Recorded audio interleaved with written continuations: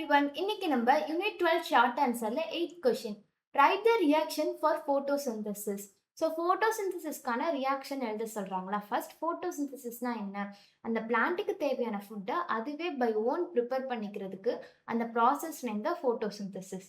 So இந்த photosynthesis நடக்கிறதுக்கு 4 விஷயம் வேணும். ஃபர்ஸ்ட் வந்து சன்லைட், அப்புறம் கார்பன் டை ஆக்சைடு, அப்புறம் வாட்டர், அப்புறமேக்கு குளோரோஃபில்.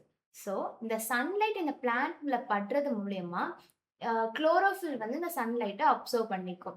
அண்ட் தென் CO2னா கார்பன் டை ஆக்சைடு, இது அட்மாஸ்பியர்ல இருந்து இந்த பிளான்ட் எடுத்துக்கும். அண்ட் தென் வாட்டர்னா H2O, ரூட் மூலியமா இந்த வாட்டர் வந்து பிளான்ட்குள்ள போகிரும். சன்லைட் படுறப்போ அதுக்கு தேவையான வாட்டரை வந்து ரூட் மூலியமா எடுத்துக்கும். ஸோ இதுல இருந்து நமக்கு CO2 அப்படின்றது கார்பன் டை ஆக்சைடு. இங்க வந்து 6 கார்பன் டை ஆக்சைடு வந்து அவங்க எடுத்துக்கிறாங்க. And then 12 H2O. H2ன்றது வாட்டர்னு சொல்லியிருந்தேன்னா, ஸோ 12 H2O. இப்போ சன்லைட் படுறத குளோரோஃபில் தான் அப்சர்வ் பண்ணும். ஸோ இந்த 4 விஷயமும் இருக்கிறனால நமக்கு அதுல இருந்து குளுக்கோஸ் வந்து கிடைக்குது. குளுக்கோஸோட இது C6H12O6.